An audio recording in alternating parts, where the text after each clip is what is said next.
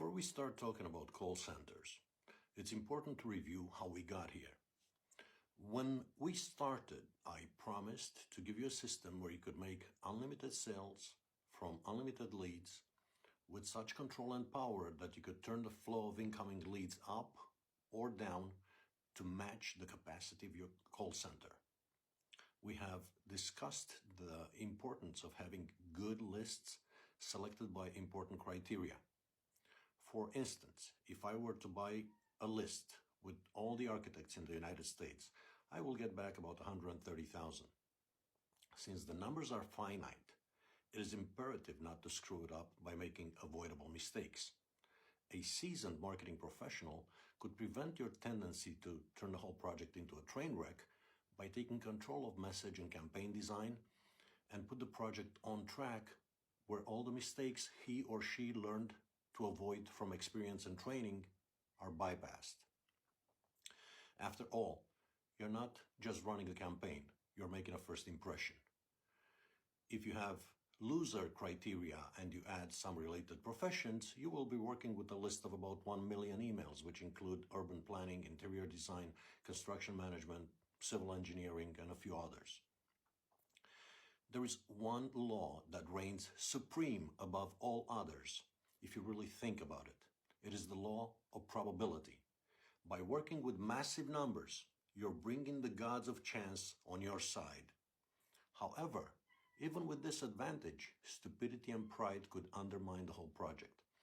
That is why I keep going back to the fact that no amount of leverage offered by list quality, by list size, and by smart technology can save a bad campaign.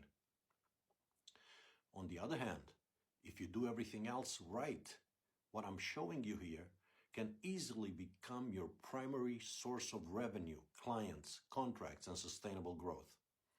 With that in mind, let us review the outline of the process and the logic behind it one more time to appreciate its ingenuity. We start with a massive list. You send out a well-designed, personalized email, fax, or SMS, most likely an email. You're not selling anything. People never buy from a one-off email. And sorry to disappoint you, a mechanical funnel process doesn't help either. So your purpose in the initial message is not to sell. Here you simply attempt to arouse curiosity, nothing else.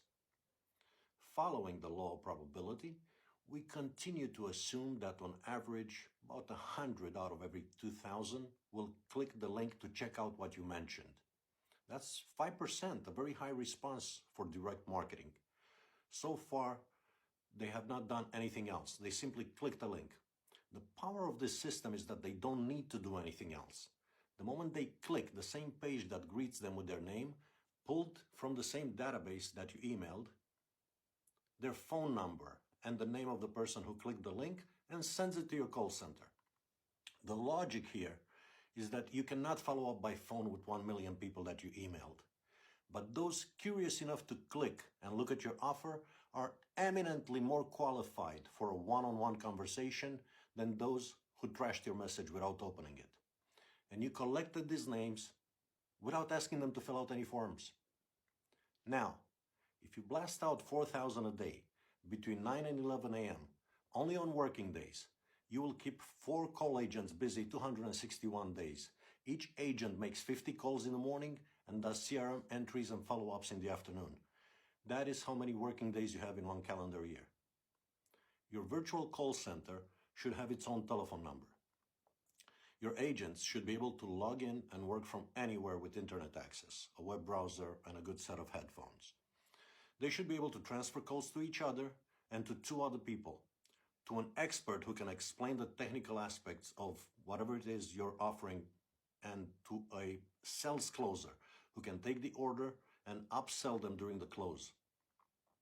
The client, whether the agent called or they call back into the call center, should be able to wait in a queue until the call is picked up by the proper department, or have the option to receive a call back.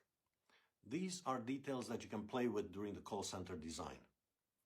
In the next video, again, a preliminary video, we're going to discuss the staffing of the call center, because just like massive blasting technology is useless without a good offer, or if you're trying to run a shit campaign, a call center is also useless if it doesn't bring in tangible, measurable revenue that you can quantify at the end of every day. So hiring and managing for sales is a science. Unfortunately, most organizations do it wrong. Not for lack of trying, but because intuition leads us to make the same mistakes that everyone else makes. So stay tuned for how to hire, train, and manage for a call center.